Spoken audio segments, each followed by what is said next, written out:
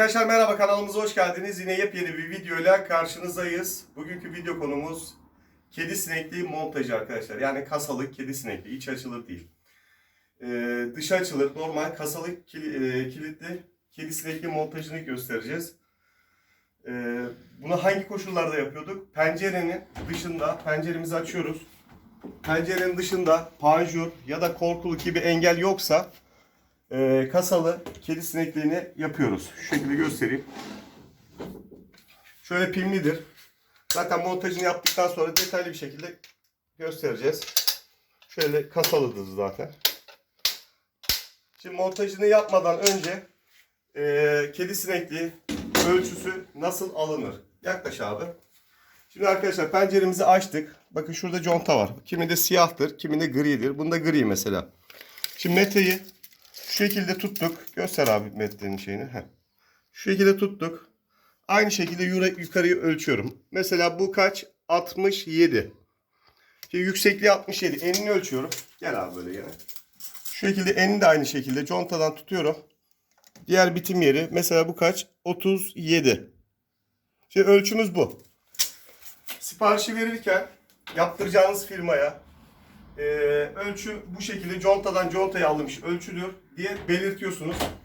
Onun dışında pencereniz şu şekilde sola açılıyorsa diyeceksiniz ki pencerem sola açılıyor. Yani kedi sinekliği de dışarıya doğru sola açılacak. Pencerenin dışında engel yoksa. Peki contadan contaya aldık, işlem bitti mi ölçüyü? Hayır arkadaşlar, pencerenin dışına bakıyoruz. Mantolama yapılmış mı? Engel var mı? Yani en az şurada 3 santim 4 santim boşluk olması gerekiyor. Yani şu pencerenin boşluğu olması gerekiyor.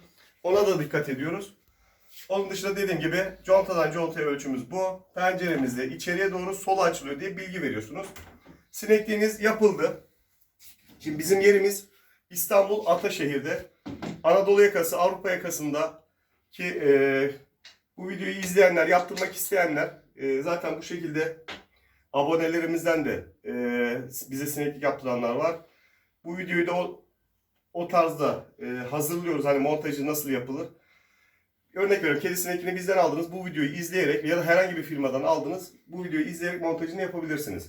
Şimdi montajına geçmeden, şimdi sinekliğimiz bu şekilde. Şurada pimi var. Pimini söküyorum. Pimini sökmeden açamazsınız. Pimi söktük. Şu şekilde ittiriyorum, bakın herhangi bir şeyden. Şuradan, alttan, üstten hiç fark etmez. İttirdim, açıldı. Yukarıya doğru kaldırıyorum. Sinekliğimin kanadı çıktı. Şimdi bununla işimiz yok arkadaşlar. Şimdi kasayla işimiz var. Kasayı şu şekilde göster Semih. 3925 havşa başlı vida diye geçiyor. Zaten bizden alanlara biz bu vidaları da veriyoruz. Montajını bu vidalarla yapacağız. Gel abi böyle. Şimdi diyelim ki sinekliğiniz geldi, montajını yapacaksınız. Penceremi açıyorum. Şu şekilde açtım. Şimdi kasayı şu şekilde dışarıya doğru çıkartıyorum. Şöyle tuttum. Bakın arkadaşlar, aldığınız ölçü buradan 0 oluyor. Yukarıyı da göster abi. Yukarıdan da bu şekilde oluyor. Eni de aynı şekilde. Şimdi biz alışık olduğumuz için tek başımıza takabiliyoruz ama siz kendinize güvenmiyorsanız en azından bir kişi şu şekilde tutar kasayı. Siz de aynı şekilde vidalayabilirsiniz. Bunun için şarj matkabınız olması yeterli. Şu şekilde sıfırladım burayı. Tam sıfır yapmanıza gerek yok. Hafiften çıkıntı da olabilir. Şu şekilde göster abi. Contanın altından vidamı atıyorum. Birinci vidayı attık. Şimdi alta 2 tane vida atıyoruz arkadaşlar.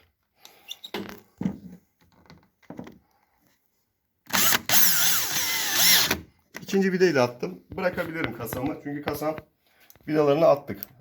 Güvende yani. Şimdi arkadaşlar buradan açılan kısmına, yani kilit kısmından 3 tane vida atacağız. Şurayı göster abi dışarıdan. Çıt çıtın olduğu yerden bir vida atacağız. Bir vida kilidin olduğu yerden atacağız. İkinci vidada üstteki çıt çıtta vida atacağız. Sebebi montajını yapınca göstereceğim. Şu şekilde. Buradan attık. Üstteki çıt çıtı da ayarladım. Buradan da vidamı attım. Aynı şekilde pim kilidin olduğu yerden de vidayı atıyorum. Şimdi menteşe kısmına 2 tane atmanız yeterli arkadaşlar. Bir alttan bir üstten atmanız yeterli. Yani 2 vida yeterli. Şöyle bir alttan. Birinci vidamı attım.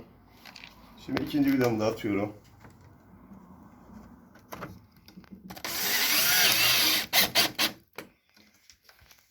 Üstten de duruma göre 2 tane ya da 1 tane vida atabilirsiniz. Normalde 1 tane yeterli oluyor. Şimdi vidalama işlemini tamamladık arkadaşlar. Şimdi 25'lik havşa vida kullanıyoruz. Sebebini söyleyeyim. Şimdi biz buna 32'lik vida var. Şimdi her pencerenin şeyine göre değişiyor. Şimdi bu biraz daha uzun. Göster abi. Bakın bu 25'lik şu sağdaki. Şu soldaki de 32'lik vida. Şöyle göstereyim. Bu daha uzun. Şimdi bundan 60 olsaydık. Gel abi böyle. Bakın arkadaşlar şu şekilde sıktığımız zaman şey yapar. Profilin dışından çıkar. Bu da kapatırken açıklık yapar diye 25'lik vida yeterli olur. Fratpenlerde biraz daha et kalınlığı farklı olduğu için 32'lik ya da 38'lik vida kullanabiliyoruz. Onun duruma göre vidasını da verebiliriz. Ya da eğer firma size 25'lik gönderdiyse nalburdan alabilirsiniz. 39, 32 ya da 39, 38 diye geçiyor. Şimdi kasa montajını yaptım. Kanadı takacağız. Semih şuradan göster abi. Sen şöyle dışarıdan yapıyormuş gibi. Şimdi arkadaşlar pencereme kanadını çıkarttım dışarı. Şu şekilde menteşeleri oturtturacağız. Şu an oturmadı bakın. Şu an sadece şey yaptı. Şu şekilde bastırıyoruz. Yani tık sesi duyduk. Sebebi şu arkadaşlar. Bu menteşeler kilitli. Pimli kilitli sistem. Şöyle tekrar çıkartayım. Yani eskiden hatırlayanlar bilirler. Sineklikler rüzgarlarda uçuyordu. Şimdi o uçma olayı kalktı. Şu şekilde bakın tık diye oturdu. Yani bu ne kadar açıkta kalsa rüzgar bu sinekliği uçuramaz. Yani düşüremez öyle söyleyeyim. Şimdi bu şekilde taktık. Şu şekilde önce altı kilitliyorum. Daha sonra üstü kilitliyorum. Dışarıdan bu şekilde görünüyor arkadaşlar. Şimdi gel abi bu tarafa tekrar içeri. Şimdi tekrar göstereyim. Mesela açacaksınız. Şu şekilde itiyorsunuz. Şöyle kaldırdığınız zaman sineklik çıkıyor. İçeri alıp banyoya götürüp temizleyebilirsiniz.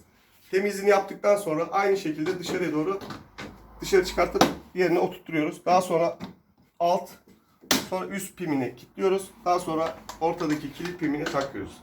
Gel abi böyle tekrar. Şimdi arkadaşlar bakın kedi burayı atsa bile, çıt çıtı atsa bile pimi açamadığı için kilidi hiçbir şekilde sinekliği de açamaz. Siz açarken de pimi çıkartıyorsunuz. Bu şekilde dışarı doğru ittiğiniz zaman açılıyor. Şimdi bilen de bilmeyen de yorum yapıyor. Bu arada penceremi de kapatıyorum. Penceremin kapanmasına da herhangi bir şekilde engel olmuyor. Şu şekilde kapalı pencere. Şöyle açıyorum. Çift açılım arkadaşlar. Bu normal pencerenizi normal açabilirsiniz. Sıkıntı yok. Şimdi montajı bu şekilde. Ölçü alma ve montajı ile ilgili bilgi verdik. Bu arada arkadaşlar bilen de konuşuyor, bilmeyen de konuşuyor. Şimdi bazen müşterilerimiz bizi arıyor. Diyor ki çelik kedi sinekliği. Zaten diğer videolarımızda çokça bahsettik. Çelik diye bir tül yok. Alüminyum galvaniz karışımı olan bir tül var. Şunu söylüyoruz müşterilere. Bu videoyu izleyenlere de söylüyorum. Kedi sinekliğinde çelik diye bir tül yok. Çelik tülü yaptırın. Bizim ekip arkadaşlarımız gelecekler. Şartımız şu. Yani o kedi sinekliğinin parasını biz ödeyeceğiz. Ama hangi koşulda biz ödeyeceğiz? Şimdi biz geleceğiz abi. Açacağız pencerenizi. Yaptırdığınız kedi sinekliği, çelik kedi sinekliğini maket bıçağıyla keseceğiz. Eğer kesilmezse ücretini biz vereceğiz. Yani bizzat ben cebimden vereceğim öyle söyleyeyim. Ama kesilirse yani mantık şu arkadaşlar. Bir, çelik kesilmez, bükülmez. Yani buna galvaniz tül diyecekler. Yani demiyor firmalar. Çelik diyorlar. İnsanlar da kafası karışıyor. Çelik diye bir tül yok. Ona da değinmiş olalım. Bu şekilde bize sipariş vermek isteyenler İstanbul, Anadolu yakası, Avrupa yakası bu şekilde ölçüyü alıp montajını kendileri yapabilirler. Biz de onlara bayiye verdiğimiz fiyattan veririz. Bu şekilde anlatmış olalım. Yani bunun montajı da bu şekilde. Montajı gerçekten kolay arkadaşlar. Sadece yapımı zor. Yapımıyla ilgili de zaten kanalımızda video var. Kedi sinekliği nasıl yapılırla ilgili. Bu videomuz da böyleydi arkadaşlar. Diğer videolarda görüşmek üzere. Kendinize iyi bakın.